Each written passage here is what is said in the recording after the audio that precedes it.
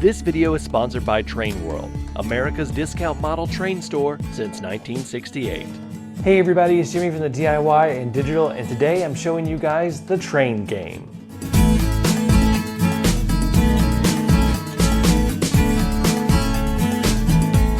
Welcome back everybody. First of all, if you haven't already, go ahead and hit that subscribe button so that you are eligible for the 10,000 subscriber giveaway sponsored by Train World. Those guys were nice enough to give me a couple prizes to give away to you guys as a show of thanks for all the support you guys have given me. Speaking of which, Train World is in the New York City metro area, so please keep them in your thoughts and prayers right now.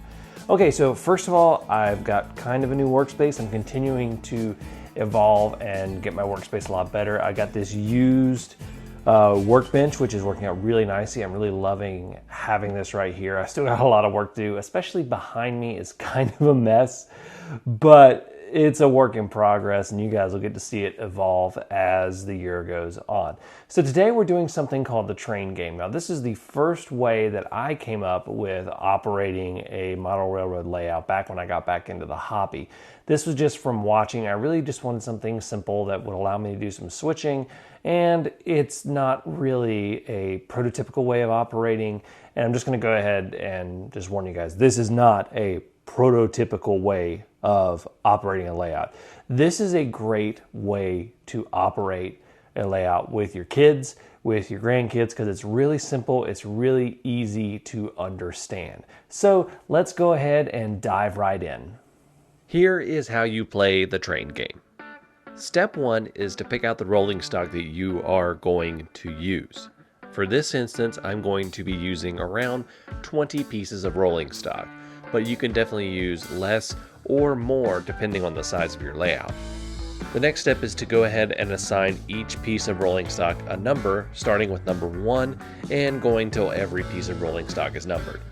Next, we need to check our industries for how many spaces are on the sidings, meaning how many cars can be held on the sidings of the industries. Then you need to assign each industry a number, starting with the number 1 and finishing with however many industries you have. You then use a random number generator set to the number of industries that you have. Go down your list of rolling stock and assign them to their industry start points.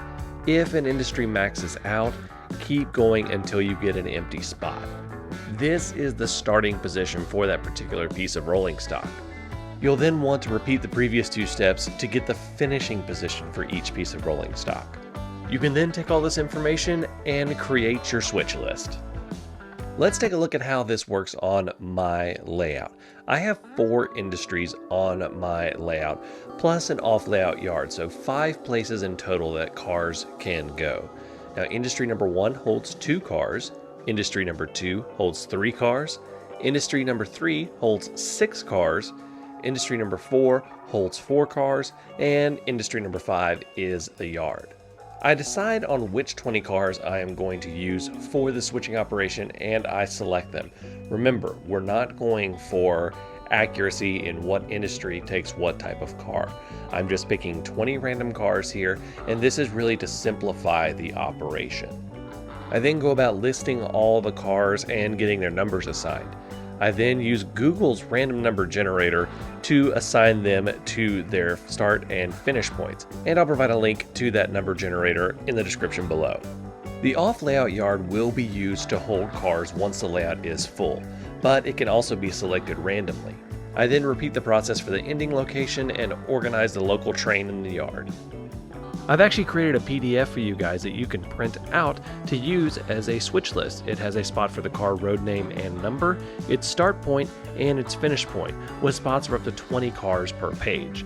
You can download that from a link in the description below.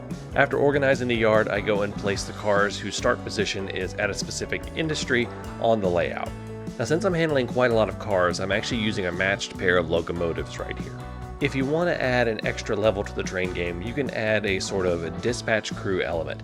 This is where you use a random number generator and a similar process to what you use for the rolling stock to select which locomotives you're going to use. And now the train pulls out of the yard. Remember, you don't have to have a yard to do the train game itself.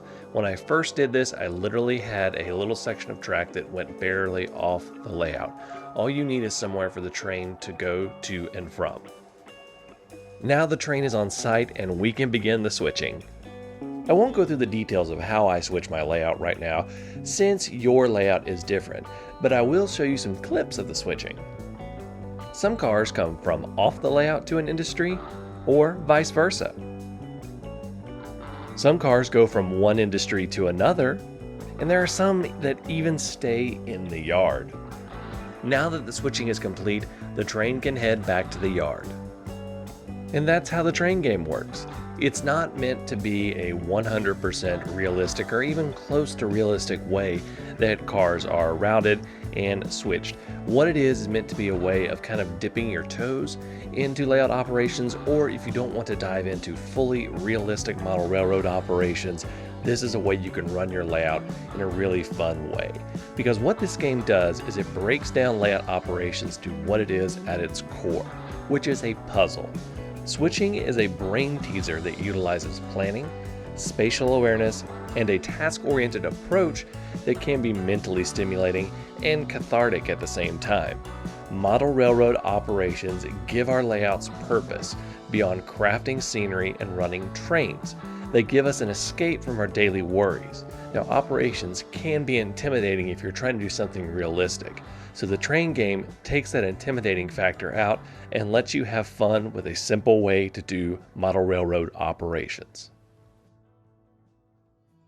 So that's the train game. Like I said, it's not a prototypical way of operating. It doesn't take into account what kind of industries we need, what kind of cars, but it is a great way to kind of dip your toes into operations if you've never done operations before, get a feel for switching, and maybe some better layout design. If you don't have a permanent layout, you can figure out some better ways to design for switching. And if you want to get your kids involved, especially young kids, it's an easy way to do operations on your layout that they're going to understand, and it's going to get them interested in your hobby. And also you can use it with the grandkids as well. And making model railroading a family activity is one of the best things that you can do. Again, not a prototypical way to operate, but definitely one of the more fun ways that I've operated a model railroad layout. So that's it for today. I would love to know how you guys operate. I've seen a ton of different operating schemes, all the way from the most prototypical runs off of an actual historical timetable, all the way down to I just like running my train around my layout and rail fanning it. Let me know what you guys do in the comments below. And while you're at it, go ahead and hit that subscribe button so that you're eligible for the 10,000 subscriber giveaway sponsored by Train World. And while you're at it, go ahead and hit that like button and hit that bell icon so that you don't miss any more updates, including when I do reveal my detailed, more prototypical operating scheme for the DIY Digital Railroad 2.0. Until next time, I'm Jimmy from the DIY and Digital. Stay safe and happy railroading.